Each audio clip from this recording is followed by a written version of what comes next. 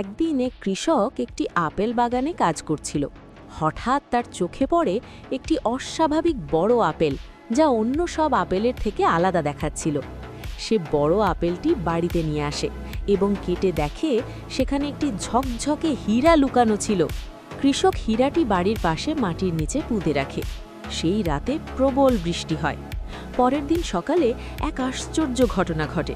সেখানে একটি গাছ গজিয়ে উঠেছে। কয়েকদিনের মধ্যেই গাছটি বড় হয়ে যায়, আর সেই গাছে ধরতে শুরু করে হীরার মতো ঝকঝকে আপেল। কৃষক সেই হীরার মতো আপেলগুলো দোকানে বিক্রি করে। সে ট্রাক ভর্তি টাকা নিয়ে বাড়ি ফিরে আসে এবং একটি সুন্দর নতুন বাড়ি কিনে ফেলে। সে তার জাদুকরি গাছ থেকে গরিব মানুষদের আপেল দিতে শুরু করে। কিন্তু একদিন গভীর রাতে এক দুষ্টু পুলিশ গোপনে গাছটি কেটে নিয়ে যায়। পরের দিন সকালে কৃষক বাইরে এসে দেখে গাছটি আর নেই। সে মাটিতে বসে কাঁদতে শুরু করে। শুধু গাছ হারানোর কষ্টে নয়, বরং কেউ তার গল্পে লাইক আর সাবস্ক্রাইব করেনি বলে।